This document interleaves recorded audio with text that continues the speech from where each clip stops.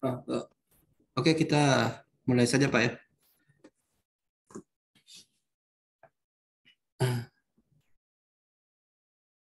Oke. Saya ucapkan selamat datang untuk teman-teman yang telah bergabung di webinar pertemuan rutin kita di hari ini.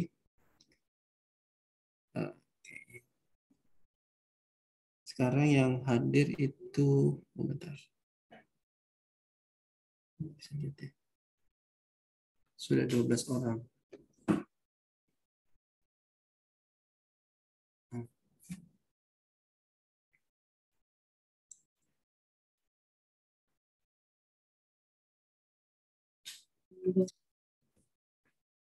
Oke, jadi teman-teman sekalian, hari ini, di pertemuan kita hari ini, hari Jumat, tanggal 15 April 2022, kita akan membahas topik menarik ya, yang akan dibawakan langsung oleh Bapak Muhammad Zulkifli Said. Beliau adalah salah satu dosen ya di kampus STIMIK Catur Sakti Kendari. Dan hari ini beliau akan membahas tentang eksplorasi tools penetrasi sistem di Kali Linux. Dan ini adalah kali kedua beliau mengisi di kegiatan Ardumeka. Jadi sebelumnya beliau telah mengisi juga dengan materi yang hampir sama, yaitu tentang sistem penetrasi ya. Untuk pengenalannya, nanti teman-teman bisa cek video rekamannya itu di channel YouTube Ardumeka. Dan ini adalah lanjutan dari mungkin pembahasan sebelumnya ya, yang dibawakan oleh Pak Zulkifli Said. Gimana Pak, sudah siap? Oke Pak, siap Pak. Oke. Dan juga sekedar informasi ya, bahwa di Ardumeka juga sedang mengadakan kelas premium ya. Jadi saya sedikit share juga tentang kelas premium di Ardumeka. Jadi ini adalah salah satu kegiatan Ardumeka ya, kelas premium yang akan diadakan hari Minggu ya, hari Minggu tanggal 17 April nanti. Ini akan dibawakan langsung oleh Kang Ajang ya, Kang Rahmat, salah satu admin di Ardumeka juga. Beliau juga adalah founder di kelas robot. Jadi kegiatan ini berbayar ya, biaya pendaftarannya bisa teman-teman lihat di flyer ini. Dan ini 100% hasil donasi dari teman-teman itu akan dipakai untuk mensupport kegiatan-kegiatan yang ada di Ardumeka. Jadi bagi teman-teman yang tertarik untuk ikut di kelas Ardumeka, teman-teman bisa menghubungi admin di Ardumeka. Bisa melalui saya, bisa melalui Kang Ajang, atau teman-teman admin yang lainnya. Oke, itu saja. Kalau gitu saya langsung persilakan. Komentar, saya stop share dulu.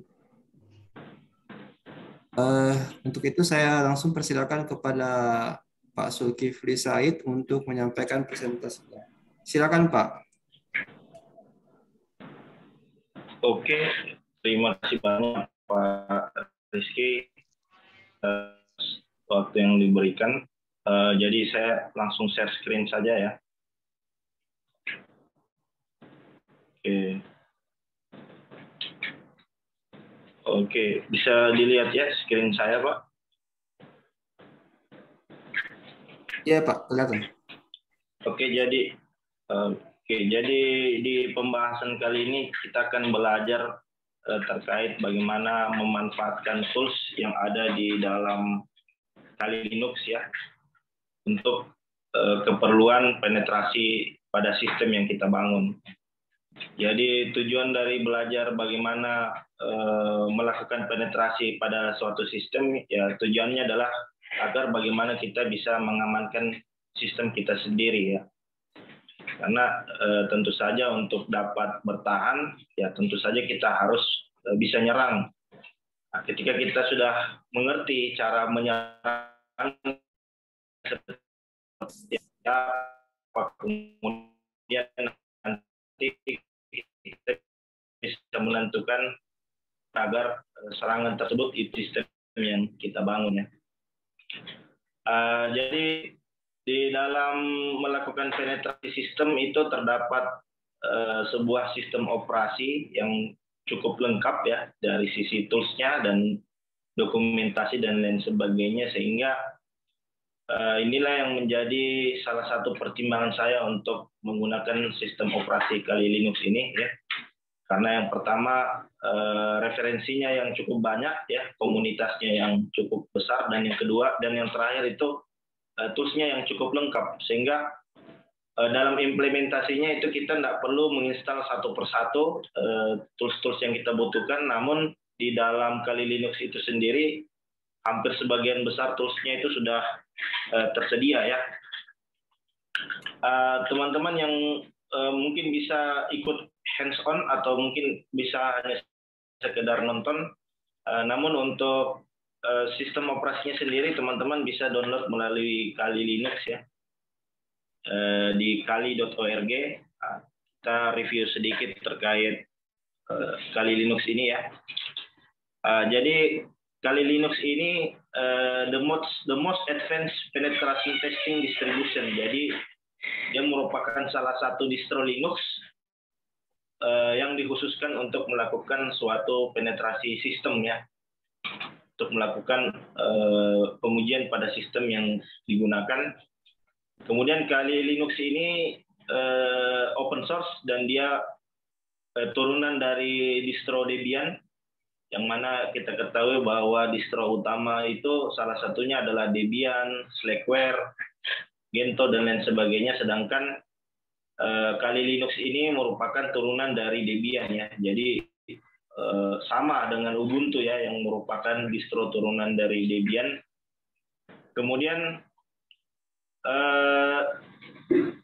umumnya Kali Linux ini diperuntukkan untuk security task ya, atau pekerjaan yang berhubungan dengan keamanan sistem, seperti melakukan penetrasi sistem, kemudian untuk keperluan penelitian, komputer forensik, reverse engineering dan lain sebagainya ya. Jadi di sini ada beberapa informasi yang bisa kita lihat di Kali Linux ya. Jadi untuk instalasinya sendiri teman-teman bisa menggunakan beberapa pilihan ya. Jadi di situ ada bare metal ya. Bare metal artinya installer ya, artinya diinstal di dalam hard disk ya yang kita miliki ya. Ada juga yang melalui virtual machine, atau teman-teman mungkin hanya sekedar ingin uji coba bisa menggunakan live USB ya dan lain sebagainya ya. Namun jika perangkat yang teman-teman gunakan itu mendukung ya, memiliki spesifikasi yang cukup tinggi, Anda bisa menggunakan virtual machine ya, atau virtual box, sehingga untuk keperluan penetrasi sistem itu sendiri bisa dijalankan secara virtual melalui virtual box itu sendiri ya. Jadi di sini ya, di dalam webinar kali ini itu saya menggunakan virtual box ya, artinya saya menjalankan dua sistem operasi sekaligus, yaitu Kali Linux dan Windows 10 ya. Jadi untuk installernya sendiri teman-teman bisa langsung download di kali.org ya. Di situ ada tombol download, kemudian nanti Anda tinggal menyesuaikan apakah Anda akan menggunakan bare metal atau installer ya, atau menggunakan sebuah virtual machine seperti begitu. Dan tentu saja ada kelebihan dan kekurangan masing-masing ya. Jika perangkat yang Anda gunakan itu memiliki spesifikasi yang tidak cukup tinggi, saya bisa menyarankan Anda menggunakan dual boot atau single boot ya. Artinya diinstal di dalam perangkat kita ya, terus kemudian dia menggunakan single boot ya, satu sistem operasi atau dual boot, yang artinya ketika booting ya, ketika komputer kita nyala nanti akan diberikan pilihan apakah akan menggunakan sistem operasi Windows atau menggunakan sistem operasi Linux. Nah, jika kita memilih salah satu sistem operasi, nanti resource dari perangkat itu nanti akan dialokasikan ke sistem operasi tersebut. Nah, beda halnya jika Anda menggunakan virtual machine, artinya Anda menjalankan dua sistem operasi sekaligus secara bersamaan. Jadi resource atau sumber dayanya nanti akan dibagi ke dua sistem operasi tersebut yang berjalan secara bersamaan, dan tentu saja itu akan membutuhkan spesifikasi yang cukup tinggi ya.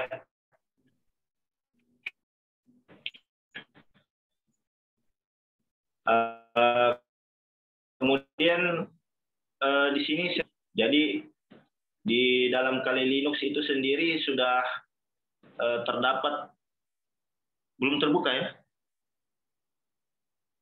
Oke, jadi di Kali Linux itu sendiri terdapat beberapa menu ya. Jadi ada beberapa menu di Kali Linux ini yang pada suatu sistem ya. Nah, di situ ada information gathering ya, ada DNS analysis, ada IDS atau intrusion detection system atau IPS ya, host identification ya, untuk mengidentifikasi host yang aktif pada Nmap ya, untuk melakukan scanning pada suatu jaringan, dan kemudian kita dapat mengetahui alamat IP yang terhubung pada jaringan kita, dan kita juga bisa mengetahui port apa yang terbuka pada setiap host yang terhubung dalam jaringan tersebut.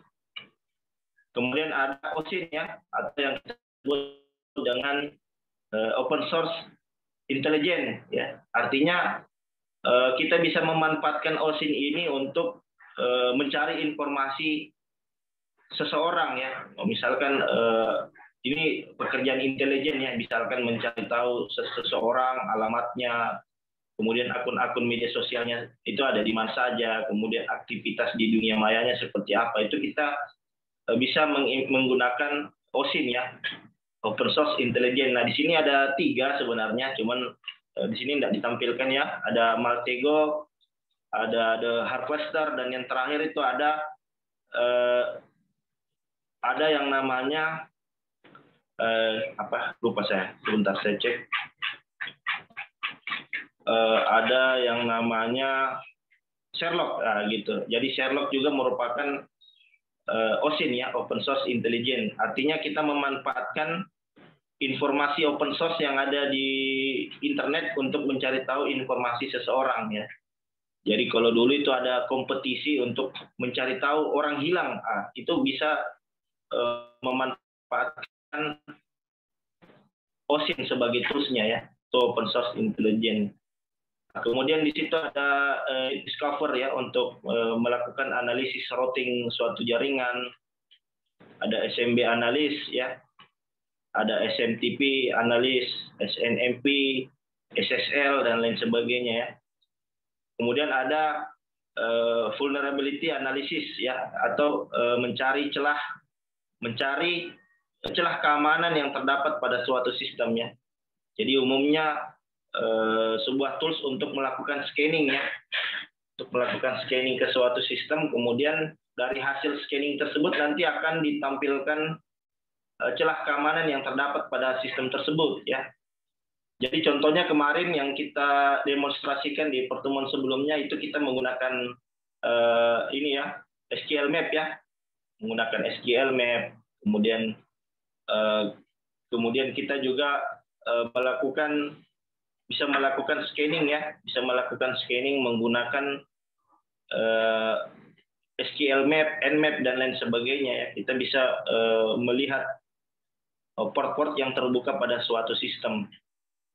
Kemudian ada database assessment, ada password attack ya, yang umumnya kita gunakan untuk melakukan cracking pada suatu password ya, pada database password.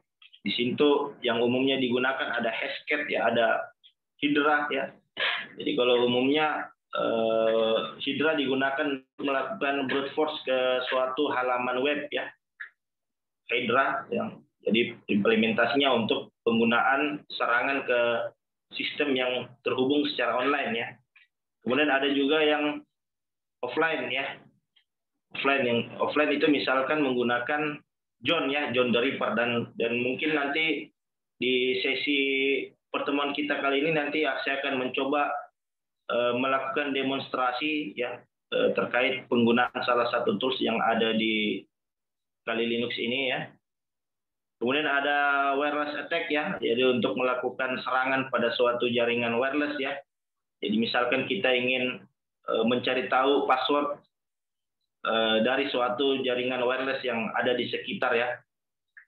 Misalkan membobol jaringan WiFi ya, misalkan istilahnya ya, bobol jaringan WiFi. Kemudian kita bisa mengetahui apa username dan password yang ada pada jaringan WiFi tersebut ya. Password ya, umumnya tools yang cukup legend itu digunakan adalah Aircrack ya, Aircrack NG ya. Jadi dengan tools Aircrack NG ini kita bisa melakukan hacking pada suatu jaringan wireless ya, untuk misalkan mengetahui password yang terdapat pada suatu perangkat WiFi ya. Ada bully, ada kismet, ada banyak ya di sini. Ada reverse engineering ya, ada tools untuk melakukan eksploitasi ya. Jadi umumnya yang digunakan adalah menggunakan Metasploit framework ya. Kemudian yang sempat kita demonstrasikan di pertemuan 1 itu adalah menggunakan SQL Map ya, melakukan eksploitasi pada suatu database yang ada pada suatu server ya, sehingga kita bisa obrak-abrik isi database-nya kemarin ya. Kita bisa mengeluarkan kredensial yang terdapat pada suatu layanan website ya. Seperti kemarin kita mengeluarkan username dan password untuk login ke suatu web ya, seperti itu ya. Kemudian ada sniffing ya, untuk melakukan kegiatan man in the middle attack ya, untuk melakukan penyadapan pada suatu komunikasi yang ada dalam suatu jaringan komputer ya. Misalkan yang sering digunakan di situ adalah menggunakan Wireshark ya. Jadi kita bisa capture proses komunikasi yang terjadi pada suatu jaringan ya. Jadi misalkan Wireshark juga itu umumnya digunakan untuk melihat username dan password yang digunakan untuk login ke dalam suatu sistem ya. Misalkan kita bisa mengcapture apa username dan password yang dimasukkan oleh pengguna pada suatu website yang tidak mengimplementasikan SSL ya, misalkan tidak secure ya. Proses komunikasinya itu bisa disadap menggunakan Wireshark ya. Ada Ethercap, ada MacChanger untuk merubah alamat MAC address yang kita miliki di dalam perangkat kita dan lain sebagainya. Ada post exploitation ya. Jadi kalau post exploitation ini artinya setelah kita melakukan eksploitasi pada suatu sistem, misalkan kita sudah berhasil masuk ke dalam suatu sistem, nah kita bisa membuat backdoor atau membuat pintu belakang ya, yang artinya kapan-kapan saja kita bisa masuk kembali ke dalam sistem tersebut menggunakan backdoor yang kita tanam pada sistem operasi target kita ya. Dan di situ ada web backdoor ya, ada proxy chain dan lain sebagainya. Kemudian ada juga tools untuk membuat laporan ya, reporting tools ya. Ada forensik ya, forensik. Kemudian ada juga reporting tools ya. Jadi reporting tools ini kita gunakan untuk membuat laporan hasil penetrasi ke suatu sistem ya. Jadi untuk dilaporkan ke pihak manajerial bahwa terjadi celah keamanan di situ, sehingga menjadi pertimbangan agar pihak perusahaan segera menutupi celah keamanan tersebut ya. Kemudian ada social engineering tools ya, bisa menggunakan Maltego di situ, social engineering toolkit dan lain sebagainya. Nah, di pertemuan kali ini tuh nanti saya coba lakukan demo dari beberapa menu yang ada di dalam Kali Linux ini. Namun sejauh ini menurut saya tools yang terdapat di Kali Linux ini cukup lengkap ya, cukup lengkap. Misalkan ada tools yang menurut teman-teman kurang, itu juga bisa diinstal secara manual melalui terminal ya. Tentu saja dalam mengoperasikan Kali Linux ini kita perlu pengetahuan tentang cara bagaimana mengoperasikan Linux ya. Jadi sebelum kita masuk di sesi demo, tentu saja kita perlu mempelajari dulu terkait bagaimana mengoperasikan Linux ya. Dalam mengoperasikan Linux itu kita akan banyak berinteraksi dengan yang namanya terminal ya, atau yang kita sebut dengan command line interface ya. Jadi beda dengan penggunaan dari sistem operasi Windows yang umumnya berbasis pada GUI ya, Graphical User Interface. Namun di dalam Linux itu sendiri nanti akan banyak penggunaan CLI atau command line interface.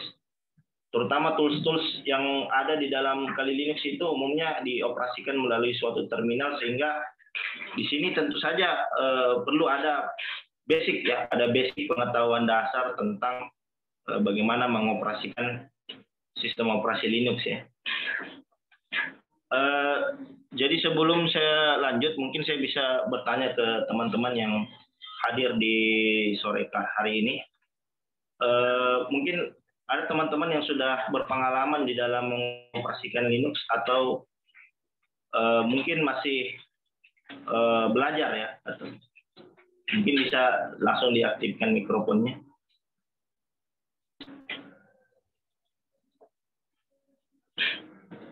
Halo? Mungkin sudah ada yang punya pengalaman dalam mengoperasikan Linux, bisa. Masih belajar juga, Pak. Oh, masih belajar, oke. Jadi mungkin kita bisa belajar perintah Linux ya terlebih dahulu sebelum kita mencoba salah satu tools yang ada di dalam Kali Linux ya. Jadi memahami perintah dasar di dalam Linux itu menjadi hal yang wajib ya dalam menggunakan Kali Linux itu sendiri ya. Terutama yang berhubungan dengan operasi-operasi dasar ya, misalkan cara membuat folder. Cara membuat folder di Linux kita bisa menggunakan makdir ya. Misalkan saya buat directory makdir, saya beri nama dengan latihan. Nah, ketika saya ls, di situ nanti ada folder yang namanya latihan. Jadi perintah makdir ini perintah untuk membuat sebuah directory atau membuat sebuah folder. Sedangkan perintah ls ini dia berfungsi untuk melihat directory yang aktif di dalam Linux ya. Nah, misalkan di situ CLS, di situ ada beberapa directory aktif ya, ada desktop, ada dokumen, ada folder download, latihan dan lain sebagainya. Nah, untuk menghapus salah satu folder yang ada di Linux itu kita bisa menggunakan perintah rmdir ya. Kemudian selanjutnya diikuti dengan folder yang ingin kita hapus. Misalkan yang saya ingin hapus di situ adalah folder directory latihan. Nah, ketika saya list ya, ketika saya mencoba melihat directory aktif ya,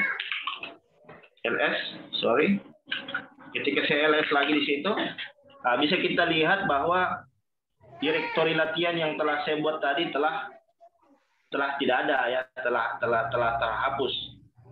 Nah, kemudian selain itu perintah dasar dari Linux juga ada, yaitu yang disebut dengan pwd atau yang disebut dengan print working directory. Kita mencetak kita sekarang berada di directory mana. Oh, sekarang saya ini berada di directory home, kemudian di dalam directory Kali.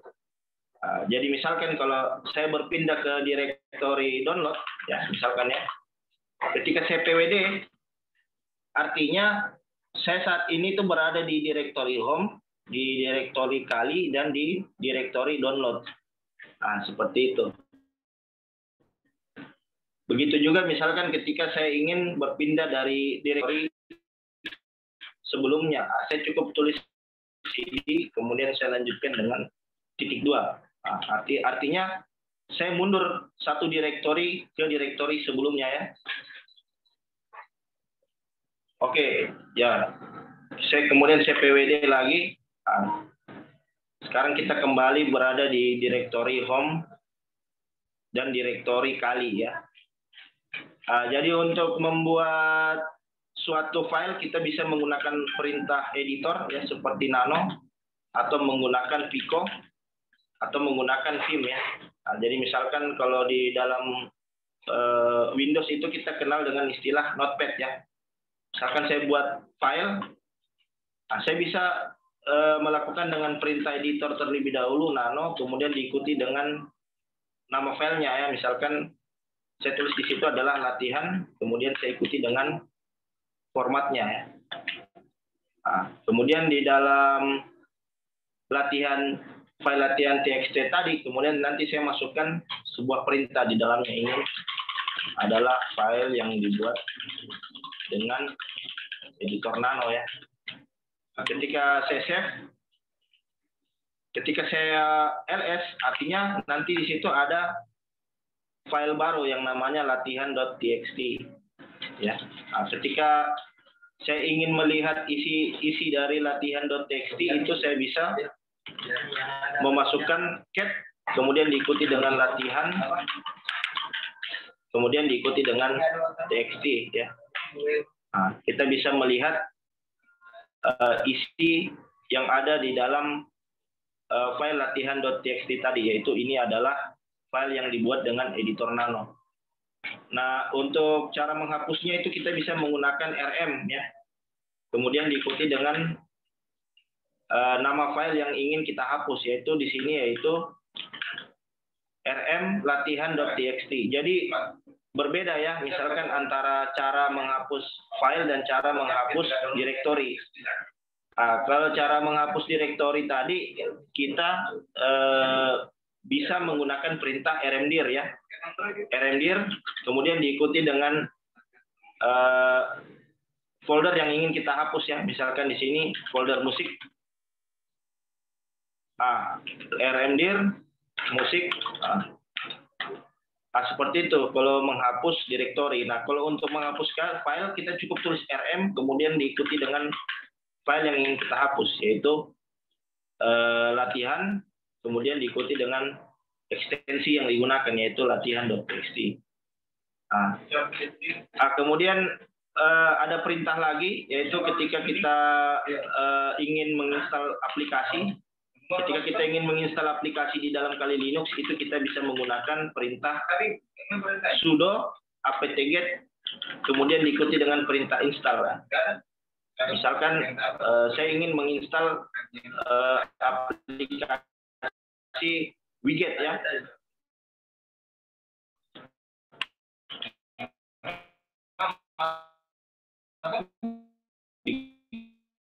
Berarti saya cukup memasukkan seperti dengan install, kemudian dalam hal ini yang saya ingin install adalah aplikasi widget. Nah, ketika saya install, maka nanti dia akan meminta password. Jadi kalau di dalam Linux itu ada beberapa perintah itu yang membutuhkan akses root ya. Artinya ketika kita masukkan perintah tersebut, kita perlu memasukkan password agar perintah tersebut itu bisa dikerjakan ya, bisa dilakukan ya. Misalkan di sini saya masukkan password.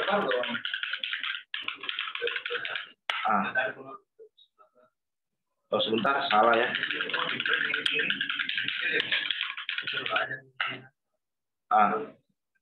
Ini sementara berjalan ya. Saya lagi install Python 3 di sini. Jadi caranya saya bisa batalkan dulu mungkin ini ya yang sudah berjalan. Jadi kemudian saya masukkan ulang. Maka otomatis nanti dia akan menanyakan apakah Anda yakin ingin menginstal aplikasi widget ya. Jika kita ya, maka kita akan mengunduh aplikasi daripada widget tadi, yang mana ukurannya itu adalah sebesar 173 KB ya. Kemudian ketika kita yes, maka dia akan mendownload aplikasi widget tadi melalui repositori yang terdapat di dalam Kali Linux yang kita gunakan. Ini kita menunggu dulu. Ini mungkin kita merefresh dulu sedikit terkait materi Linux sambil menunggu teman-teman yang lain ya.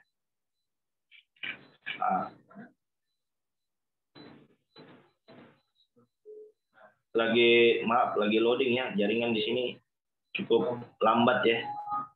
Padahal ukurannya hanya 173 kilobyte ya. Oke, kita mungkin bisa sambil buka terminal lagi. Kita new tab. Nah, itu mungkin tadi penjelasan singkat terkait perintah-perintah di Linux. Kemudian untuk mengetahui bagaimana direktori dari Linux itu kita bisa masuk ke root ya.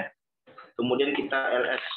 Nah, jadi seperti inilah susunan direktori yang ada di dalam Linux ya. Jadi berbeda dengan Windows. Kalau dalam Windows itu kan sistem semua berada di dalam partisi C ya. Beda halnya dengan Linux. Kalau di dalam Linux itu semua file sistem Linux itu berada di bawah root. Ya. Di bawah root. Misalkan saya ls-l, bisa kita lihat di sini. Inilah direktori yang berisi file sistem dari sistem operasi Linux. Jadi di setiap direktori ini memiliki fungsinya masing-masing. Konfigurasi itu berada di dalam direktori etc ya. Kemudian informasi device itu ada di dalam direktori dev. Kemudian proses yang berhubungan dengan booting itu ada di dalam direktori boot. Kemudian ketika kita ingin melihat device-device, kita bisa masuk ke dalam media ya. Jadi media apa saja yang terinstall di dalam perangkat yang kita gunakan ya. Kemudian ada juga kernel Linux dan lain sebagainya ya. Jadi untuk mengetahui informasi kernel kita bisa menggunakan uname minr ya. Jadi di sini saya menggunakan Kali Linux versi 5.9.0 ya. Kemudian kita bisa melihat bahwa sistem operasi Kali Linux ini dia merupakan turunan dari distro Linux ya. Kemudian ada perintah lagi misalkan untuk melihat alamat IP yang kita gunakan, kita bisa pakai perintah fconfig. Jadi di dalam sistem operasi Linux saya ini itu menggunakan Ethernet kartu jaringan ETH0 ya, dengan alamat IP itu 10.0.2.15 ya. Kemudian kalau ingin melihat informasi dari memori yang terdapat pada sistem operasi kita, itu bisa menggunakan sudo cat proc meminfo ya. Kita bisa melihat berapa alokasi memori yang digunakan di dalam sistem operasi yang kita gunakan ya. Dalam hal ini memori saya itu sebesar 2.037.836 kilobyte atau kurang lebih sekitar 2 GB ya, seperti itu ya. Kalau saya ingin mengetahui misalkan jenis prosesor yang digunakan di dalam sistem operasi Linux saya bisa menggunakan cat proc CPU info. Di sini merupakan informasi dari jenis prosesor yang kita gunakan ya. Misalkan di sini kita bisa lihat bahwa prosesor yang saya gunakan di sini adalah Intel Core i3. Kemudian at 2,20 GHz ya. Kemudian ini informasi-informasi yang berhubungan dengan CPU ya, CPU perangkat CPU saya. Oke, yang ini masih proses install ya. Jadi masih 19%. Jadi seperti itu dulu terkait perintah-perintah dasar Linux. Nanti di sini saya mencoba melakukan demo ya terkait fitur-fitur yang ada di dalam Kali Linux ya. Jadi untuk implementasinya sendiri seperti yang saya sampaikan tadi, teman-teman harus memiliki pengetahuan terkait perintah-perintah yang ada di Linux ya. Karena di dalam mengoperasikannya itu sendiri dibutuhkan pemahaman terkait bagaimana mengoperasikan Linux ya. Jadi misalkan di sini saya mencoba mendemonstrasikan tools penggunaan penggunaan dari password attack ya. Saya misalkan menggunakan John the Ripper sini. John the Ripper. Jadi John the Ripper itu umumnya kita gunakan untuk melakukan cracking password ya. Atau melakukan cracking pada suatu file yang transkripsi atau dihash. Itu kita bisa menggunakan John ya. Jadi misalkan teman-teman punya sebuah file yang berisi password ya, yang terenkripsi atau suatu data MD5 ya dari suatu database. Kita ingin melihat apa sih isi dari data tersebut, itu kita bisa lakukan hashing atau dekripsi menggunakan John the Ripper ini. Nah, untuk menggunakan John itu kalian teman-teman bisa menggunakan keyword seperti ini, John, kemudian diikuti dengan help ya. Nah, jadi bisa dilihat di situ ada beberapa parameter yang bisa kita gunakan untuk melakukan cracking pada suatu password. Namun kita perlu mengetahui dulu apa target yang akan kita dekripsi di situ ya, yang kita coba untuk jebol misalkan isi datanya. Jadi misalkan di sini saya ingin menjebol suatu file yang terkompres ya. Jadi saya buka folder dulu misalkan ya. Saya buka folder dulu. Misalkan saya buat folder di download misalkan ya. Kemudian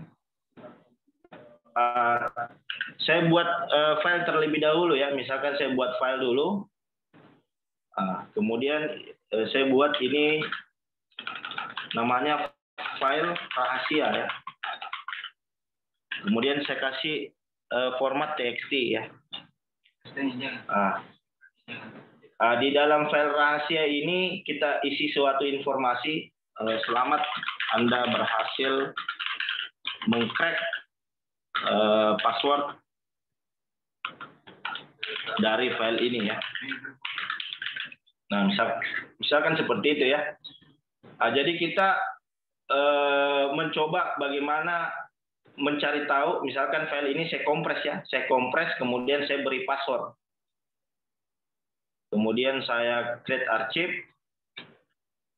Kemudian di sini saya memberikan password dari data tersebut. Misalkan di sini yang gampang ya.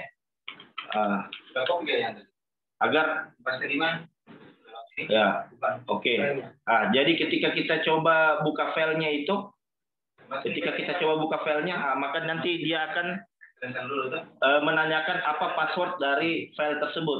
Nah, jadi di dalam menggunakan John the Ripper ini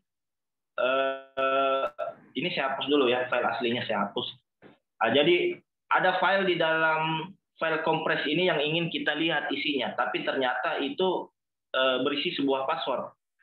Nah, berarti cara yang kita lakukan adalah mengcrack password tersebut sehingga kita bisa mendapatkan file yang ada di dalam file kompres tersebut ya. Jadi untuk menggunakan John the Ripper itu tentu saja kita perlu mengetahui kompleksitas dari password yang digunakan di file tersebut. Misalkan semakin panjang atau semakin banyak karakter yang digunakan pada file tersebut, maka sistem itu akan membutuhkan waktu untuk melakukan cracking terhadap password tersebut. Jadi misalkan di sini saya beri password, kemudian saya coba menebak apa password yang telah saya buat tadi di dalam file tersebut ya. Misalkan di sini saya buka terminal lagi ya. Saya buka terminal, kemudian saya masuk ke dalam, saya close dulu tadi ya, CLS ya. Jadi tadi itu ada di direktori home, di direktori di download. Jadi di sini ada filenya ya. Jadi di sini ada file dari target kita.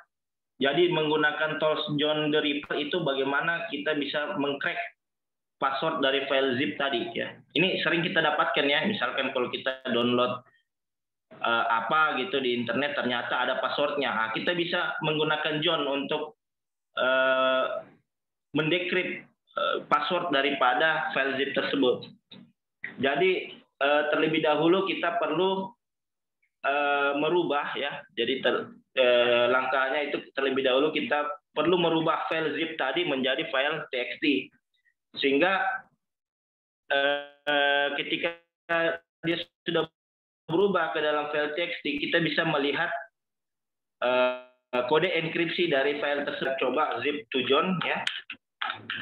Kemudian di situ ada file rahasia. Ada file rahasia. Kemudian saya rubah file zip tersebut ke dalam suatu file txt ya. Misalkan di sini adalah target. Nah, kita sudah berhasil ya merubah file zip tersebut ke menjadi suatu file target. Nah, kemudian ketika kita melihat isi daripada file target, kita bisa lihat di situ bahwa kita mendapatkan sebuah informasi, namun informasi tersebut itu dalam kondisi dia terenkripsi.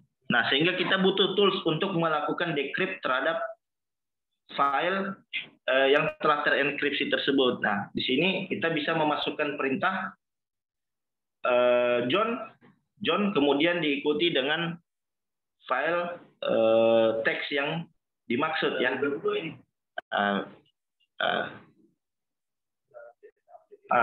Jadi sebentar. Jadi saya masukkan John, kemudian diikuti dengan file txt yaitu target.txt ya. Ketika saya enter, maka John the Ripper nanti akan melakukan hashing ya, melakukan decrypt terhadap file tersebut. Nah, sekarang kita dapatkan karena passwordnya mudah ya, makanya proses dekripsinya itu cepat. Jadi kecepatan dari proses dekripsi itu sangat bergantung pada kompleksitas password yang kita buat. Semakin kompleks password yang dibuat, tentu saja akan semakin lama waktu yang dibutuhkan oleh John the Ripper ini untuk membongkar password tersebut. Karena di dalam uji coba ini saya kasih password yang mudah, maka proses dekripsinya itu juga membutuhkan waktu yang cepat, hanya 5 detik. Jadi hanya 5 detik saja kita sudah bisa mengetahui password dari file rahasia itu. Sekarang kita melakukan uji coba. Setelah kita mendapatkan passwordnya, kita coba memasukkan password itu ke dalam file yang terkompres tadi ya. Di sini, berarti di sini nanti saya ekstrak here. Kemudian saya masukkan password 12345. Kemudian saya tekan OK. Maka kita mendapatkan file. Kita berhasil mengeluarkan isi filenya ketika kita buka. Ketika kita buka menggunakan editor, ya. Ketika kita buka menggunakan editor,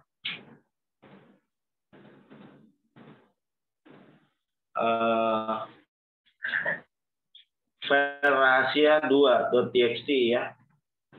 Ketika kita coba buka melalui terminal tadi, nanti kita bisa mendapatkan isi dari file tersebut ya.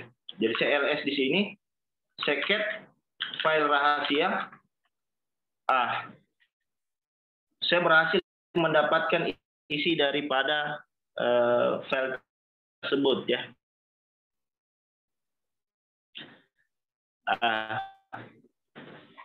Itu file zip atau file winrar, kita perlu mempertimbangkan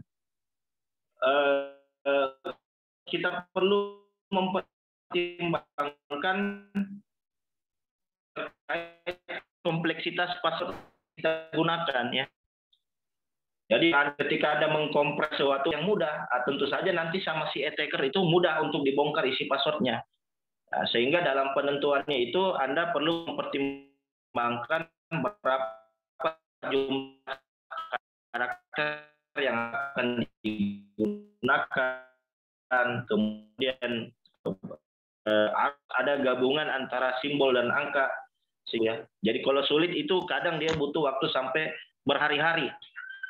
Namun bisa diantisipasi dengan misalkan menggunakan suatu perangkat komputer yang memiliki tingkat komputasi yang tinggi ya, misalkan begitu. Kalau saat ini kan kita bisa pakai layanan-layanan cloud ya, yang memiliki spek yang tinggi untuk melakukan dekripsi pada suatu file-file ya dan lain sebagainya. Kemudian selain kita bisa membongkar ya, selain kita bisa membongkar password yang ada pada suatu file WinRAR, kita juga bisa mencari tahu. Kita juga bisa mencari tahu password yang ada di dalam sistem Linux yang kita gunakan. Misalkan di situ ada user ya, ada user di dalam sistem operasi Linux yang kita gunakan. Kemudian kita ingin mencari tahu apa sih password dari akun user yang terdapat di dalam sistem operasi itu. Nah, kita juga bisa menggunakan John the Ripper ya. Namun implementasinya di sini yaitu pada sebuah akun yang terdapat pada sistem operasi Linux. Jadi misalkan saya perlihatkan di sini, saya etc shadow ya. Jadi di sini saya coba buat user baru dulu ya. Saya coba buat user. Kemudian nanti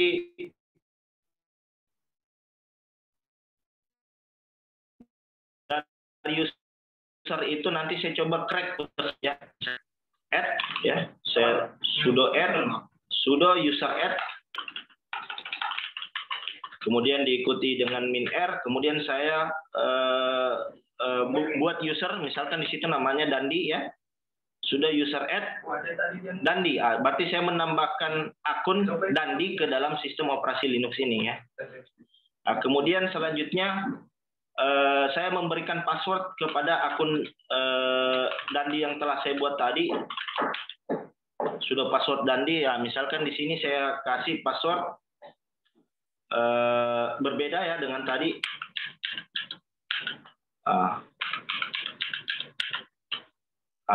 Kita sekarang sudah berhasil menambah user Dandi ke dalam sistem operasi kita ya. Jadi ketika kita ngecek ya di etc shadow tadi, ada user dengan nama Dandi. Namun bisa kita lihat di sini bahwa passwordnya itu terenkripsi ya. Passwordnya terenkripsi di sini. Jadi kita bisa mendekrip ya. Kita bisa mendekrip password yang ada di dalam etc shadow tadi. Kita bisa menggunakan perintah dari John the Ripper. Misalkan di sini saya contohkan penggunaan John the Ripper untuk membobol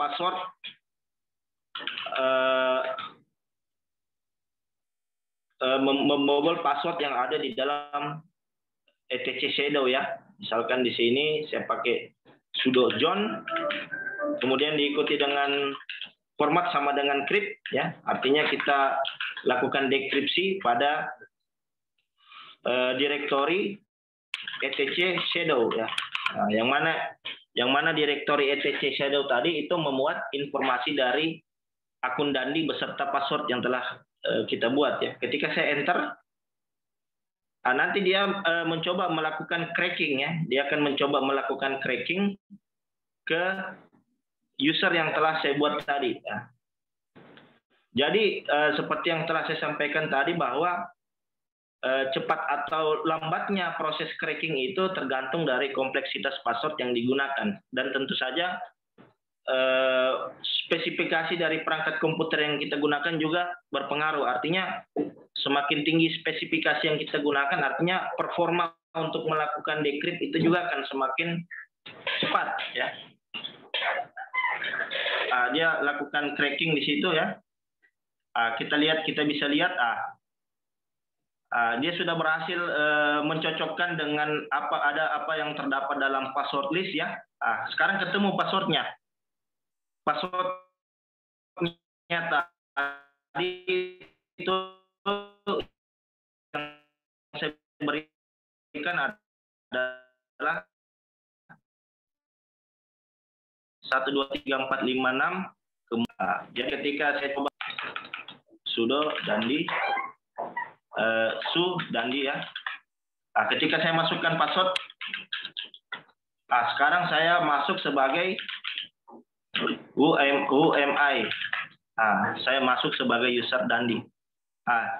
Jadi tools John the Ripper ini sebenarnya cukup powerful ya untuk melakukan hashing ya, untuk memecah data hash atau data enkripsi sehingga kita bisa mengetahui password yang telah terenkripsi tersebut dengan mudah ya, dengan bantuan John the Ripper tadi.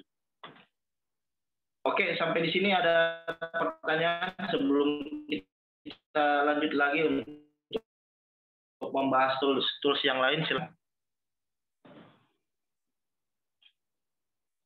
Ini ada pertanyaan dari saudara Dandi ya. Apakah cara tersebut bisa untuk RAR berisi file exe? Ya, bisa ya. Bisa. Ya. Jadi yang di-crack di sini itu adalah password yang terdapat pada file kompresi itu ya. Jadi di dalam file kompresi itu apakah dia berupa file exe, berupa file teks, berupa file gambar, berupa file misalkan ya, bisa berupa file software dan lain sebagainya, itu tidak masalah. Karena yang dieksekusi oleh aplikasi John the Ripper ini merupakan password dari software WinRAR tadi ya, daripada file kompresi yang tadi ya. Jadi ketika kita sudah berhasil membongkar password yang ada di dalam file kompresi tersebut, jadi apapun isi daripada filenya itu nanti kita bisa buktinya yang dibuka, tapi file proteksinya ya, file WinRAR-nya itu ya. Oke, bisa dipahami ya teman-teman. Silakan bertanya dulu sebelum saya lanjut ke pembahasan tools berikutnya. Silakan mungkin bertanya agar diskusi kita ini interaktif ya. Mungkin ada pertanyaan dari teman-teman mungkin terkait penggunaan aplikasi password attack ya. Terkait penggunaan aplikasi password attack, yaitu John ya, John the Ripper. Jadi untuk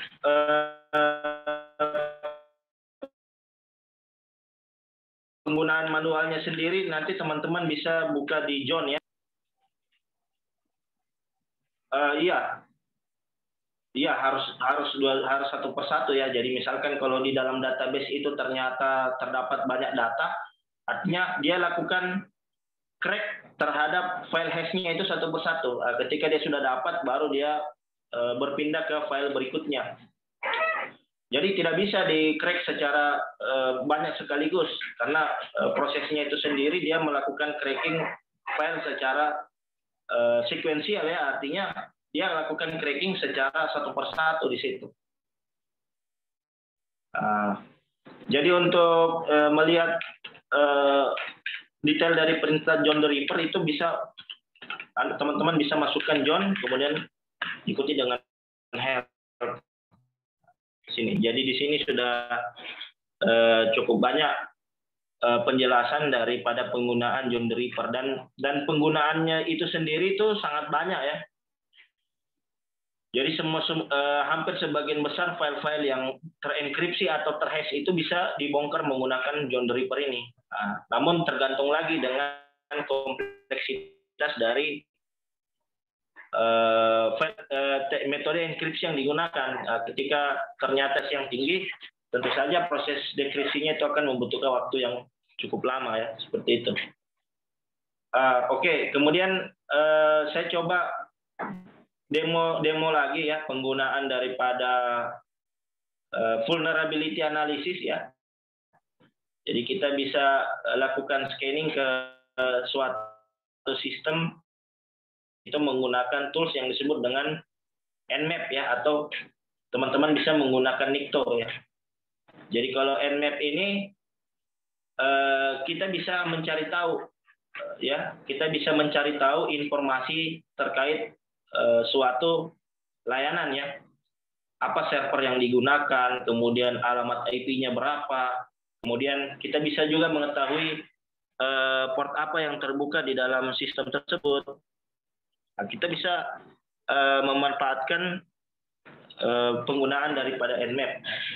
Nah, jadi misalkan di sini saya coba lakukan scanning ya. Saya sekarang ini lagi berada di jaringan kantor ya. Nah, saya pengen ngelihat IP apa saja sih yang aktif di dalam jaringan ini. Nah, itu kita bisa manfaatkan penggunaan tools Nmap ya, sehingga kita bisa lakukan scanning terhadap host yang aktif di dalam suatu jaringan ya. Misalkan di sini saya pakai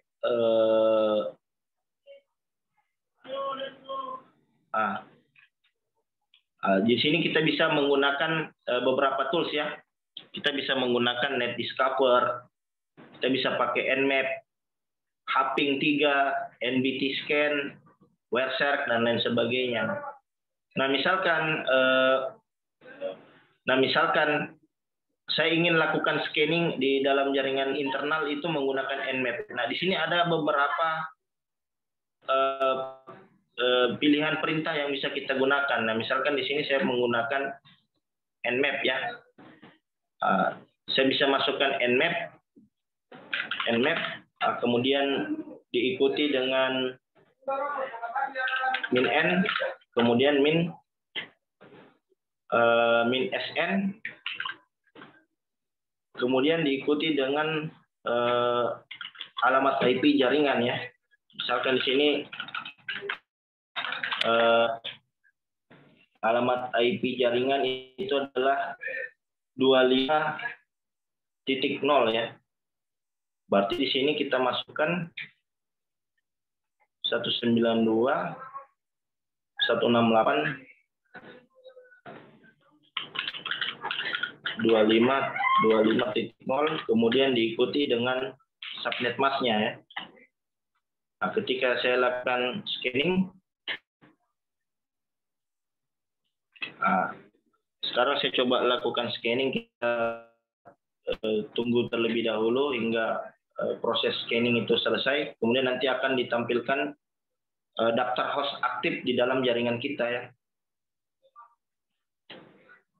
Sebentar, ini sepertinya ada kesalahan perintah. Di sini hanya satu ya. Saya coba masukkan IP route dulu ya. IP route. Coba saya routing dulu. Saya coba lakukan routing.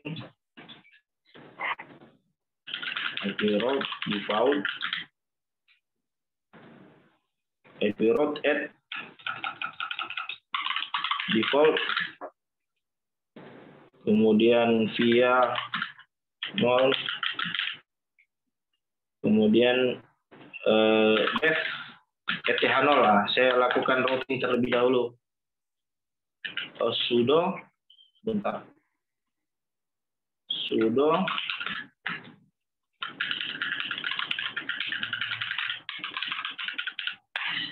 oke.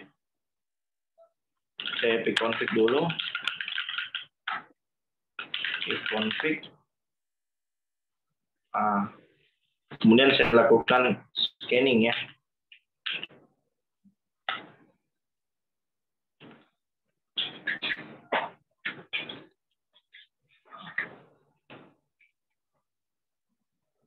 Nah, jadi kalau penggunaan Nmap ini sebentar, sepertinya ada kesalahannya.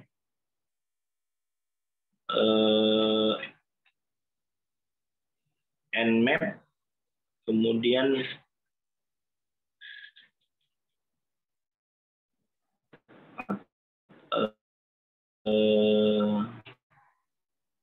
Ethernet VirtualBox 56. Oh, saya perlu rubah dulu NAT-nya ya. Mohon maaf, saya lupa setting NAT-nya. Jadi saya harus setting NAT dulu di kartu jaringan agar sudah ya. Sudah di NAT kan ini. Atau kita coba scan ke suatu website lah. Misalkan di sini saya coba scan ke website saya.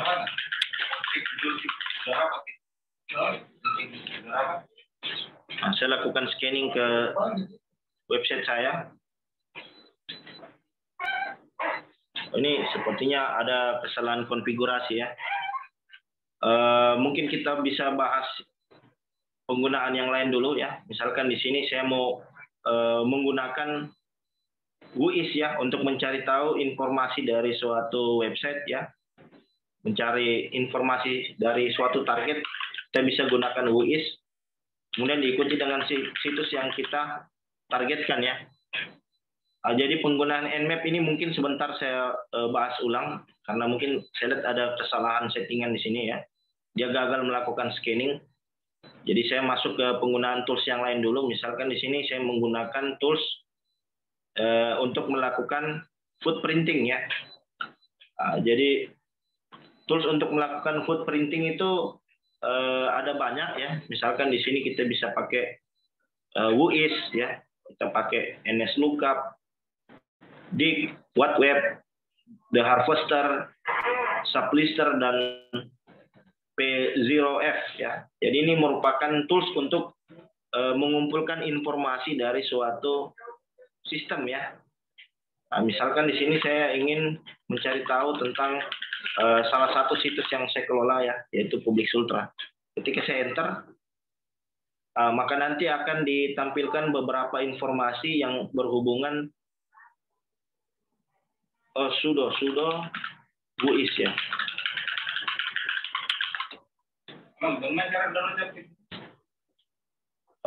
Sebentar, kayaknya saya harus masuk dulu sebagai super user.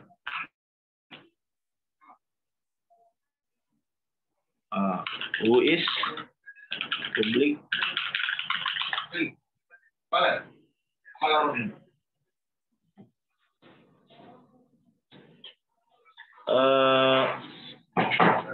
sebentar, sepertinya ada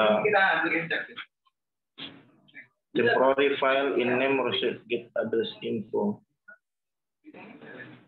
Saya coba copy dulu. Sepertinya ada kesalahan konfigurasi di sini.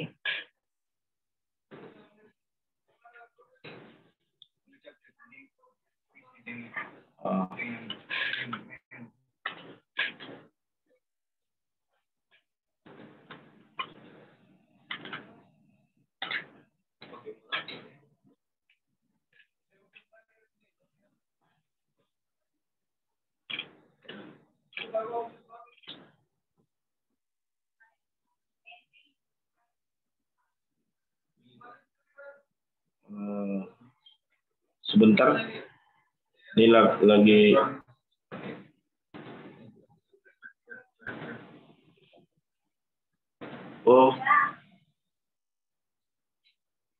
gagal. Sebentar, di terminal coba ping.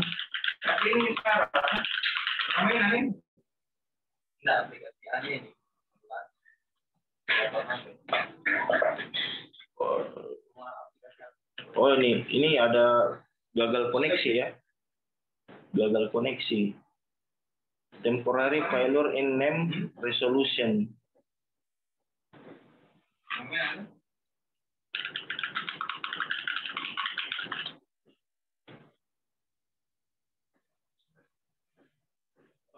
Sebentar.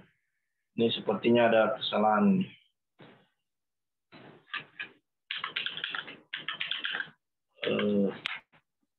Saya exit dulu.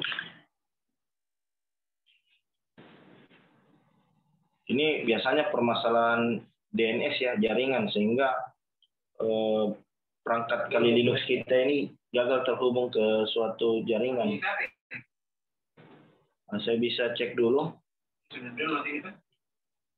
Network. Sudah ya, sudah NAT. Sudah NAT.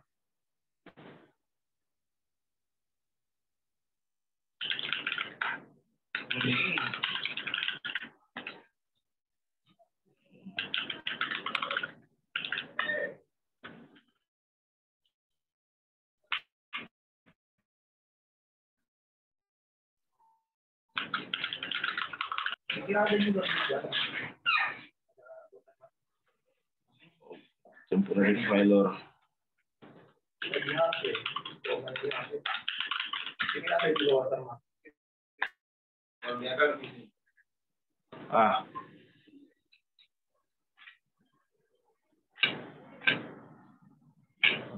Oke, ini permasalahan DNS ya.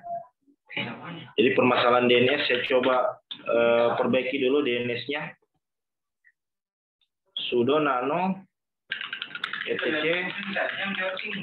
resolve.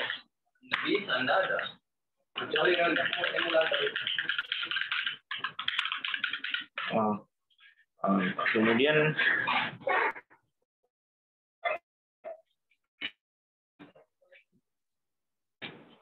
saya coba name server 8844. Kemudian saya lakukan restart pada layanan DNS resolver ya. Sudo systemctl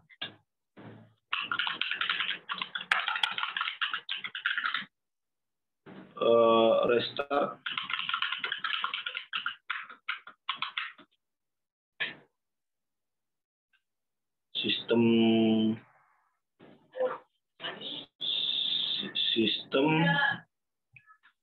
system D resolve service.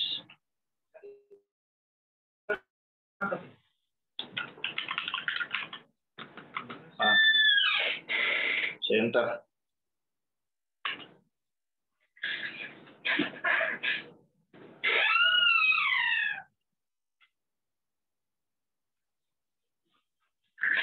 Oke ya.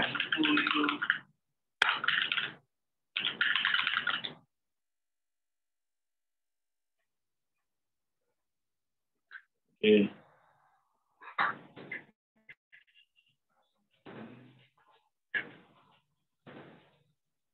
Oh, masih ada kegagalan nih.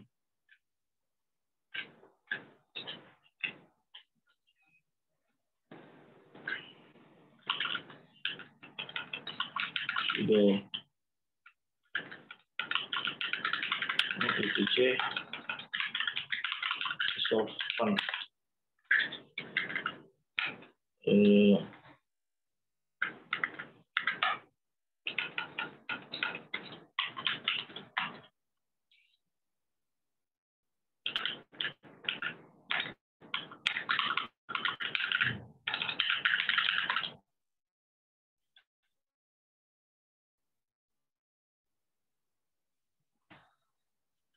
Oke, sebentar.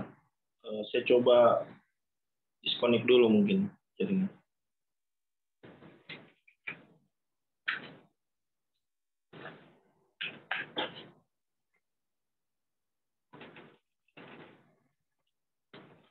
Oke, saya restart dulu ya. Saya restart dulu komputer saya. Oke. Mungkin ada yang ingin bertanya, silakan. Saya sambil restart dulu laptop saya. Sepertinya ada gangguan jaringan di sini. Silakan Bapak Ibu.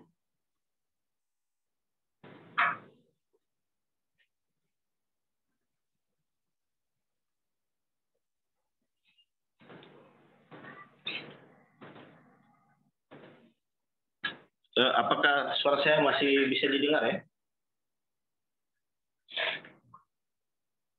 Tes? Masih, Pak. Oke, masih. Sebentar Pak ya, saya restart dulu laptopnya ini. Sepertinya ada gangguan jaringan di sini. Saya masuk kali.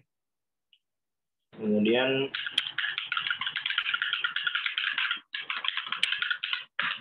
oke.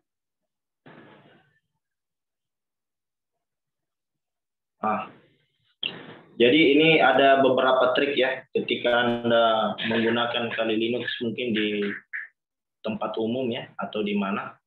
Karena jika tampilannya seperti tadi itu layar hitam, kemudian ada tulisan-tulisan gitu kan kadang terlihatnya mencurigakan ya. Misalkan Anda lagi di tempat umum, di dalam Kali Linux itu ada fitur yang disebut dengan undercover mode memarkan menggunakan tampilan Windows ya. Jadi misalkan di sini saya klik Kali undercover mode, saya klik Kali undercover mode, maka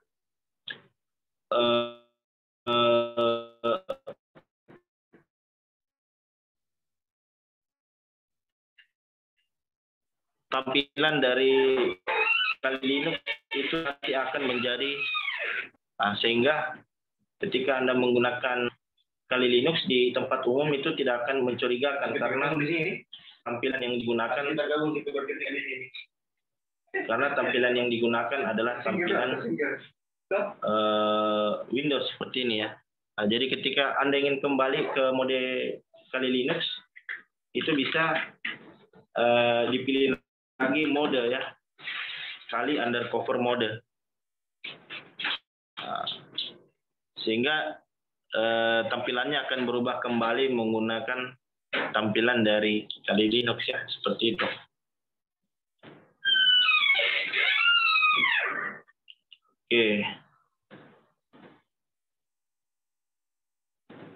Oke, saya lanjutkan lagi ya.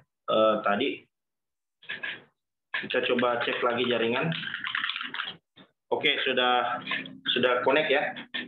Jadi tadi ada gangguan jaringan sedikit.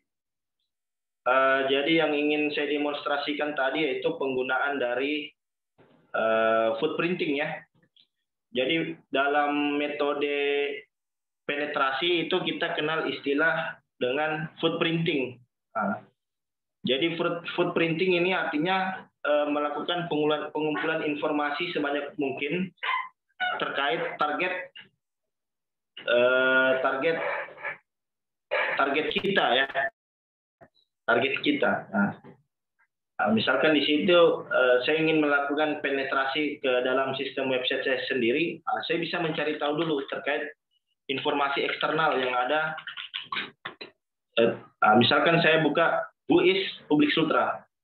Nah di sini nanti bisa ditampilkan informasi apa saja yang berhubungan terkait DNS atau domain Public Sultra. Nah bisa kita lihat di sini bahwa Public Sultra ini itu dibuat tahun 2020 bulan 5 tanggal 1.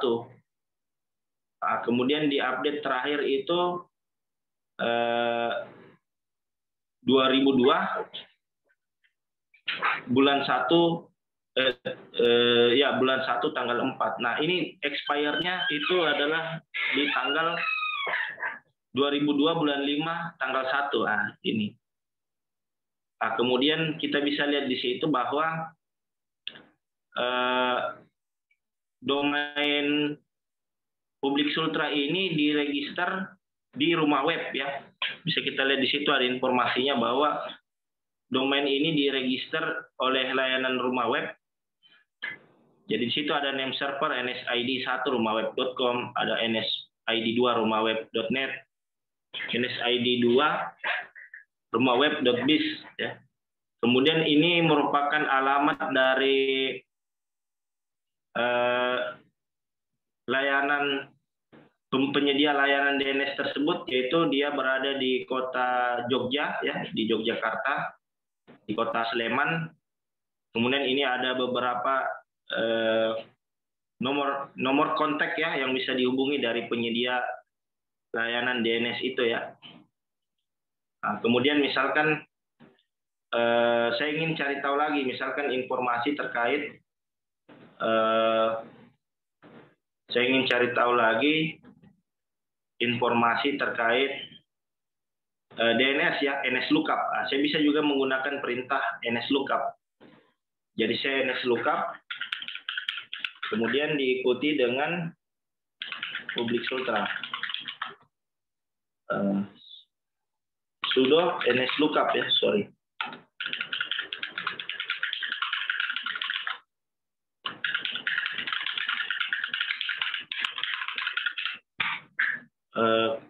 Ini kok nggak ada ya.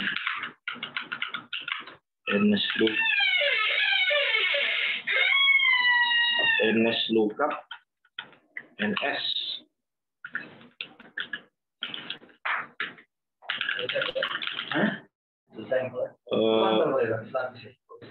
Atau bisa menggunakan WhatWeb ya, WhatWeb.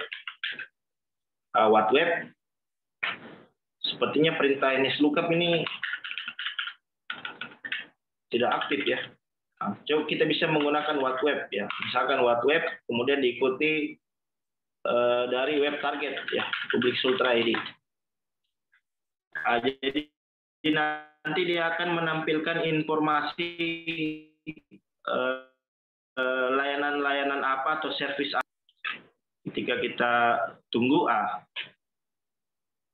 bisa kita lihat di situ ya. Bisa kita lihat di situ dia menggunakan Ubuntu server ya. Benar ya. Jadi ini merupakan salah satu situs yang saya kelola ya. Jadi saya lakukan scanning di situ untuk mendapatkan informasi apa saja yang terdapat pada Public Ultra ini ya. Jadi misalkan kita bisa lihat di sini bahwa versi Apache yang saya gunakan adalah versi 2.4.41 ya. Kemudian lokasi server saya itu ada di United Kingdom ya, karena saya menggunakan server DigitalOcean ya, menggunakan VPS. Kemudian servernya sendiri itu ada di United Kingdom. Nah, kemudian kita bisa lihat juga sistem operasi yang digunakan oleh situs Public Ultra itu, dia menggunakan sistem operasi Ubuntu Linux ya. Kemudian menggunakan HTML5 ya, menggunakan HTML5, kemudian menggunakan beberapa plugin ya, menggunakan beberapa plugin seperti menggunakan jQuery, kemudian Lightbox ya, Meta Generator dan lain sebagainya ya. Jadi menggunakan WhatWeb ini dia bisa menampilkan informasi yang cukup banyak ya, sampai kita bisa mengetahui apa jenis CMS yang digunakan. Nah, CMS yang digunakan di sini itu menggunakan WordPress versi 5.7.3. Jadi website ini tuh menggunakan CMS, yaitu CMS WordPress versi 5. Kemudian ada beberapa plugin juga yang terinstall di dalam website tersebut. Ada plugin layer slider, ya, ada plugin Open Graph, ya, Open Graph protokol, layer slider dan lain sebagainya. Nah, kemudian informasi target kita bisa menggunakan The Harvester, ya, The Harvester. The Harvester, kemudian diikuti dengan help. Oh sorry, The Harvester, kemudian help. The Harvester. Minha. The Harvester.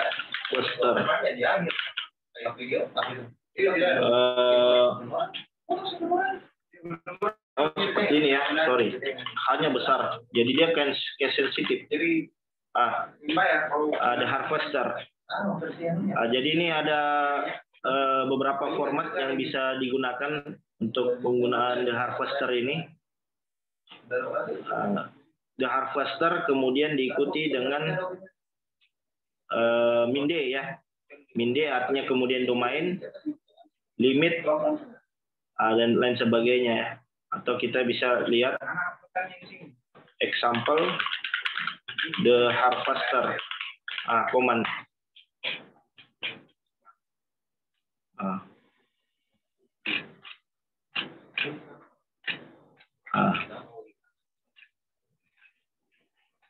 Seperti ini ya. The Harvester.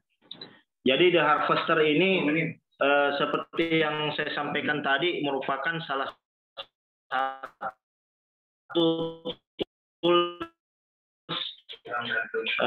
open source intelligence system, artinya kita bisa mencari tahu informasi suatu target memanfaatkan kan dari layanan Facebook, Google, LinkedIn, Instagram, Twitter, dan lain sebagainya.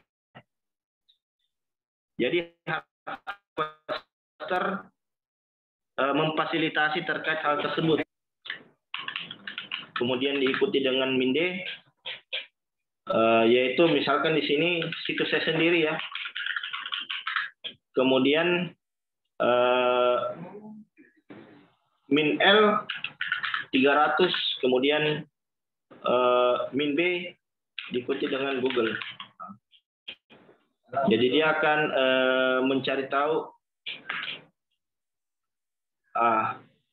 Jadi dia akan mencari tahu melalui, dia akan melakukan searching otomatis ya terkait informasi tentang Publik Sultra.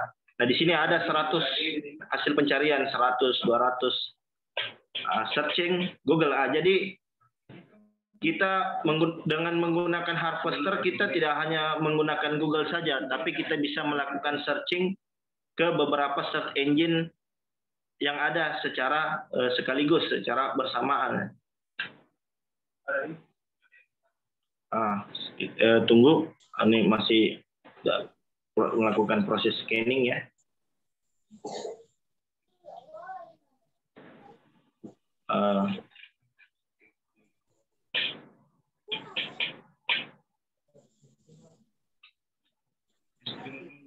Oke, ada ya, kita sambil menunggu ada resen dari saudara, ada resen ya. Sebentar dari ada resen tadi dari saudara siapa?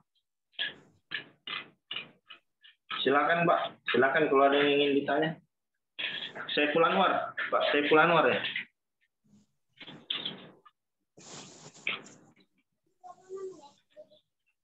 Silakan Pak. Ini masih menunggu ya, masih melakukan searching ya. Jadi cepat atau tidaknya itu bergantung pada jaringan ya. Jadi dia mendapatkan hasil yang cukup banyak di sini menggunakan Harvester. Kemudian nanti hasil open source intelligence itu nanti ditampilkan melalui layar terminal ini.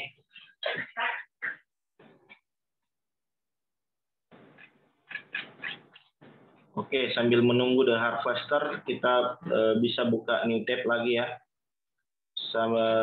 Sambil mencoba sublister ya. Ada tools yang disebut dengan sublister. Kita coba masukkan sublist. Jadi belum terinstall ya. Kita install dulu.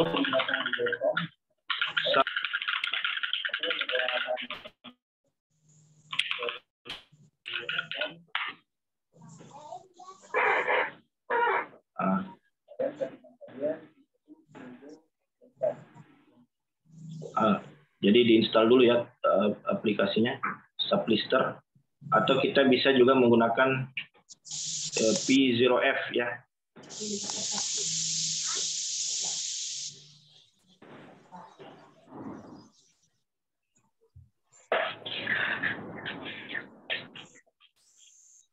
Ubuntu.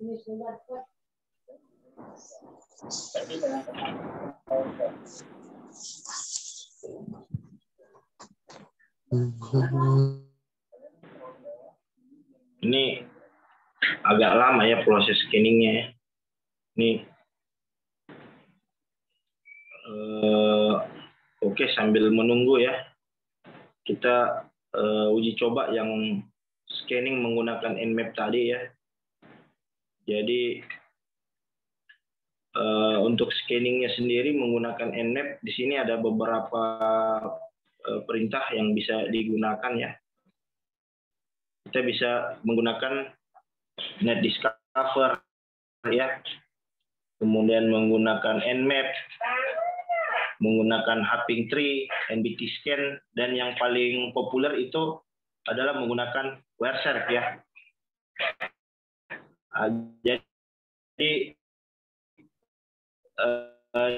dengan penggunaan tools ini nanti kita bisa capture suatu aliran informasi yang terdapat pada suatu jaringan komputer, sehingga kita bisa melakukan penargetan. Ini sudah ada no IP phone ya.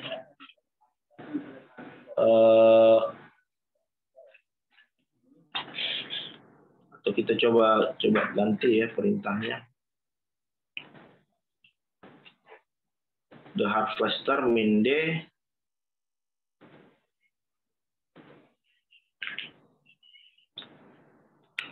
min L 300 min D al.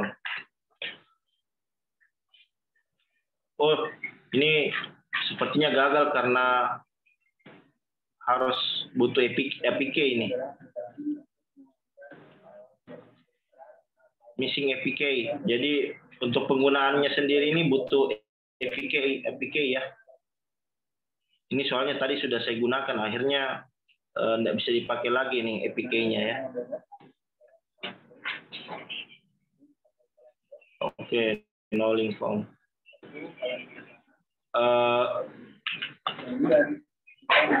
Sublister.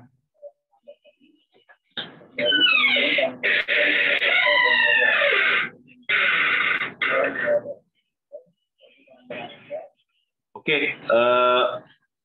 mungkin itu saja yang bisa saya sampaikan ya, karena sepertinya jaringan saya di sini juga tidak begitu mendukung ya. Namun kita sudah mengcover beberapa penggunaan tools dari Kali Linux tadi ya. Misalkan tadi penggunaan dari John the Ripper ya, untuk melakukan cracking pada suatu file kompresi ya, dan melakukan cracking terhadap user yang terdapat pada sistem operasi Linux.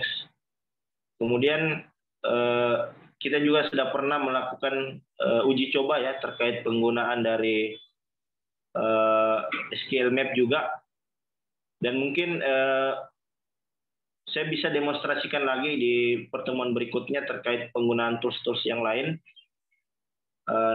Namun di pertemuan kali ini sepertinya jaringan cukup jelek ya, sehingga saya tidak bisa melakukan penetrasi secara maksimal. Dan mungkin ada beberapa konfigurasi yang perlu diatur di dalam Kali Linux itu sendiri ya. Jadi Anda bisa menggunakan Kali Linux ini untuk melakukan penetrasi pada suatu sistem, karena yang pertama itu toolsnya cukup banyak ya. Anda cukup mempelajari terkait bagaimana penggunaan toolsnya masing-masing di sini ya. Jadi toolsnya cukup lengkap, sehingga di sini kita hanya perlu mempelajari terkait bagaimana penggunaan daripada tools tersebut ya.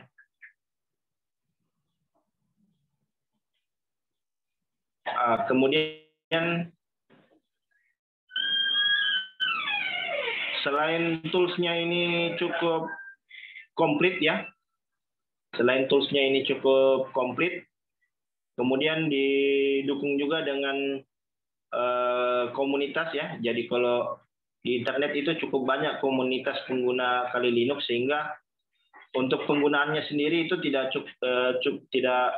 begitu rumit ya, karena sangat banyak komunitas yang support dan cukup banyak referensi terkait penggunaan dari Kali Linux itu sendiri ya.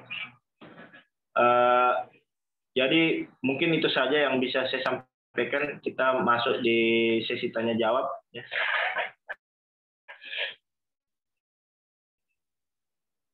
Ini ada pertanyaan ya dari saudara Pak Triyono. Jadi penggunaan API-nya tadi untuk apa ya? Menyimpan dari topik yang dibahas. Kalau API itu fungsinya buat apa? Apa buat integrasi data dan bagaimana? Ya, jadi ada beberapa tools di Kali Linux itu yang kita butuh akses API ya. Jadi misalkan kayak The Harvester tadi, itu ada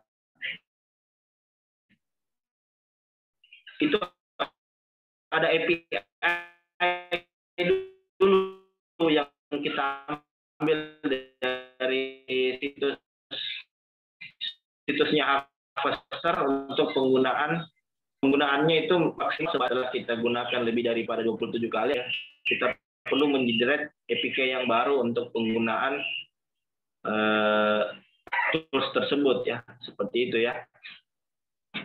Jadi bisa dilihat tadi saya sudah menggunakan The Harvester itu sudah lebih dari 20 kali ya, 30 kali. Makanya dia minta untuk di-generate lagi APK-nya agar dapat menggunakan tools tersebut ya.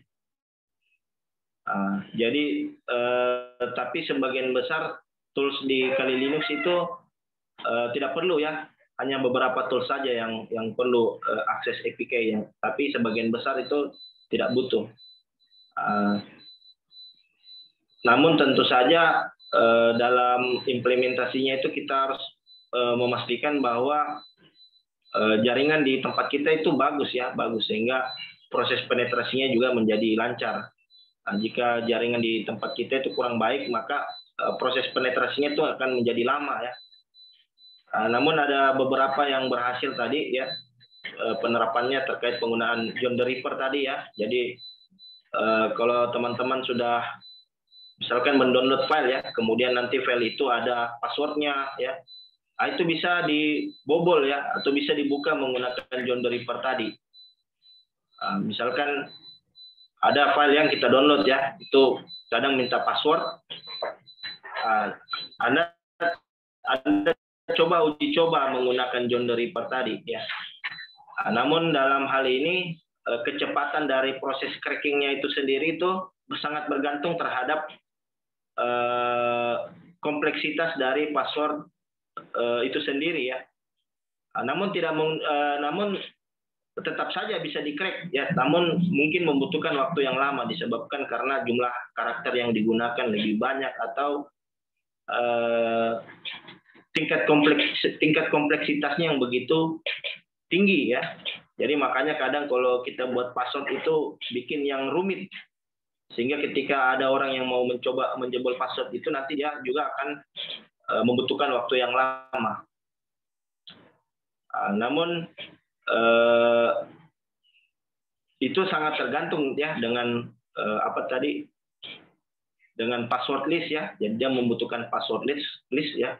Ketika ternyata password yang ada di dalam file tadi itu ada di dalam password list, maka otomatis file tersebut itu nanti akan bisa ditemukan ya. Oke. Jadi terkait penggunaan John the Ripper tadi itu macam-macam ya. Tadi misalkan kita ingin membobol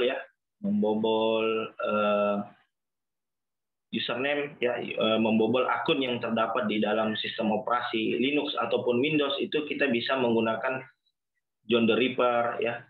Kemudian membobol suatu file WinRAR. Kemudian kalau teman-teman juga pernah uji coba ya pada suatu website, itu kan data-data ya, terutama kredensial yang tersimpan pada suatu database ya, menggunakan php-myadmin itu kan kadang dienkripsi menggunakan MD5 ya. Dienkripsi menggunakan MD5 itu bisa ya, bisa di crack ya menggunakan John Doe Reaper tadi. Ya, misalkan kita dapat password yang dihash ya, password yang dihash, kemudian bisa kita dekripsi ya, kita bisa dekripsi menggunakan John Doe Reaper tadi. Oke, terkait untuk generate APK-nya itu nanti bisa ke situsnya The Harvester ya, nanti bisa generate key-nya di sana. Kemudian key-nya nanti itu bisa digunakan lagi untuk aplikasi di dalam Kali Linux kita. Jadi ya The Harvester itu ya betul ya, The Harvester itu OSINT Pak. The Harvester itu OSINT, Open Source Intelligence, artinya sebuah software yang cerdas ya, tools yang cerdas untuk mencari tahu informasi.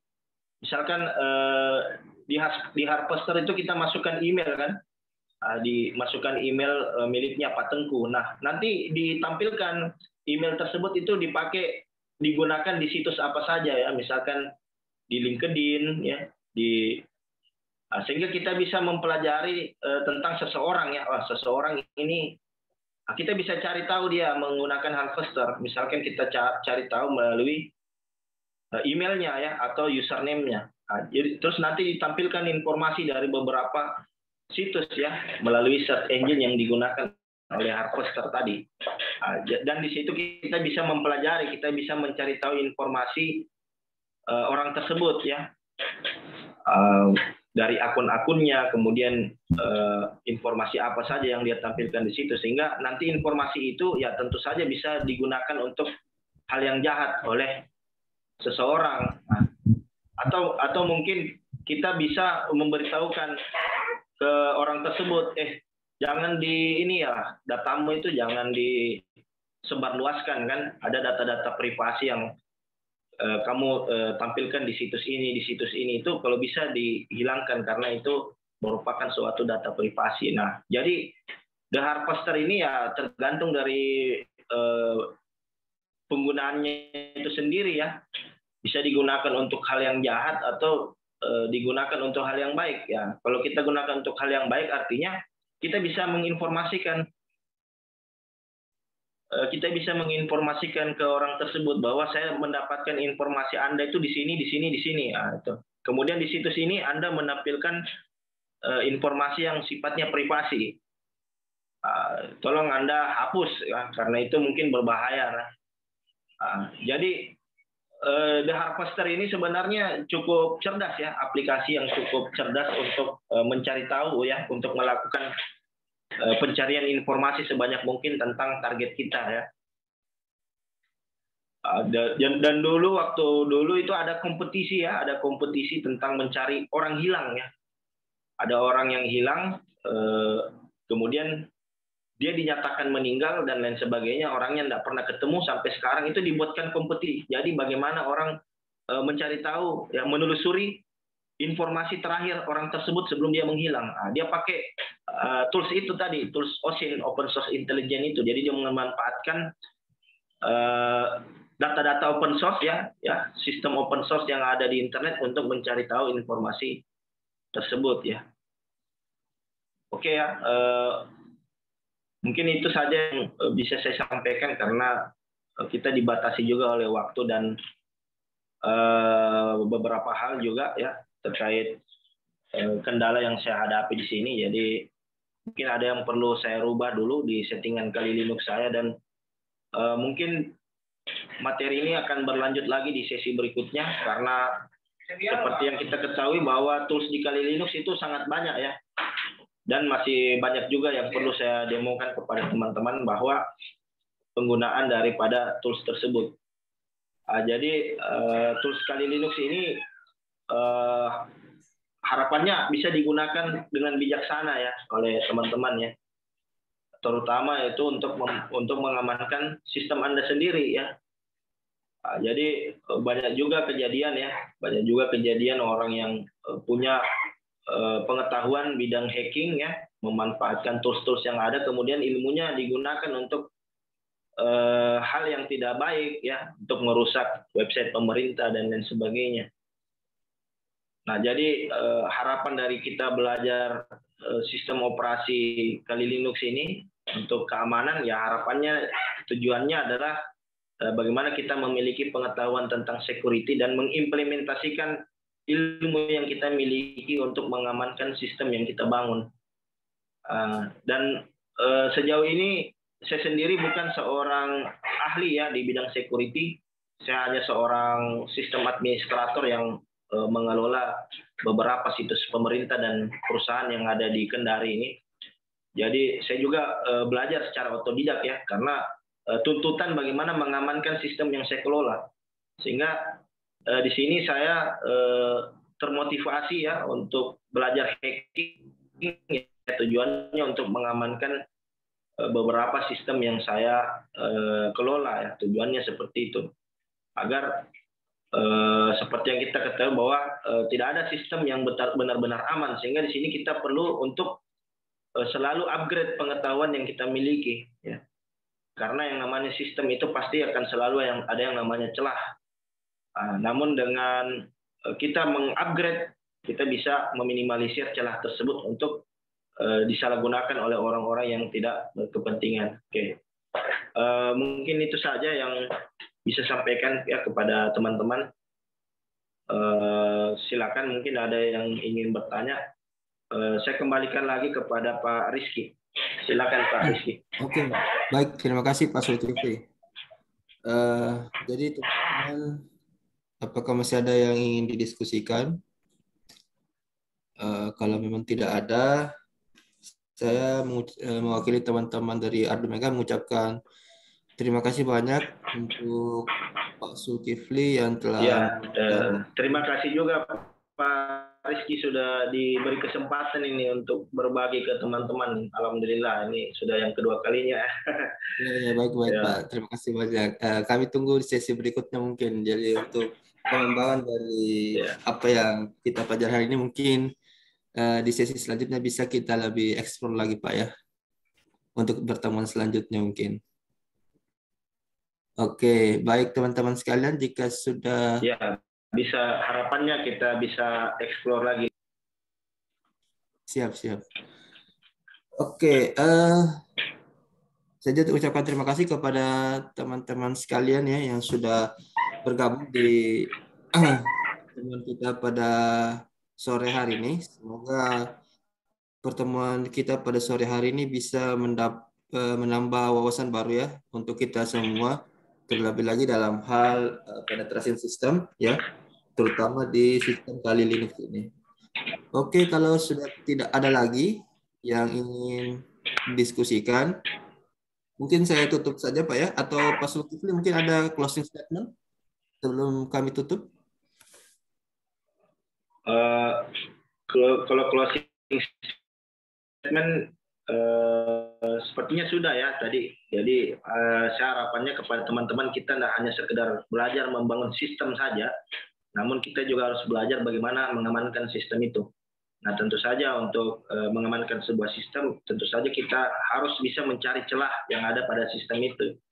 Nah, jadi sangat banyak ya cara-caranya. Salah satunya tadi melalui komunitas ya, kemudian mengeksplor sendiri ya dengan menggunakan bantuan tools tadi Kali Linux, dan hasil evaluasi itu nanti menjadi hasil percobaan tadi ya, melakukan hacking ke sistem sendiri menjadi bahan evaluasi untuk memperbaiki sistem agar jauh lebih secure ya, seperti itu.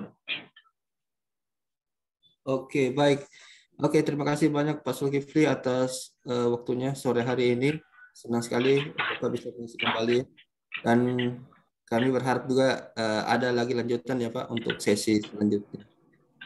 Oke, baik. Nah, terima kasih juga untuk teman-teman yang sudah hadir, yang sudah bergabung sampai sore hari ini. Mohon maaf jika ada kekurangan, dan sekali lagi terima kasih banyak yang sudah bergabung. Kalau gitu mohon izin saya tutup Pak ya. Terima kasih banyak. Sekian dan Wassalamualaikum warahmatullahi wabarakatuh. Sampai bertemu di. Waalaikumsalam warahmatullahi wabarakatuh. Terima kasih.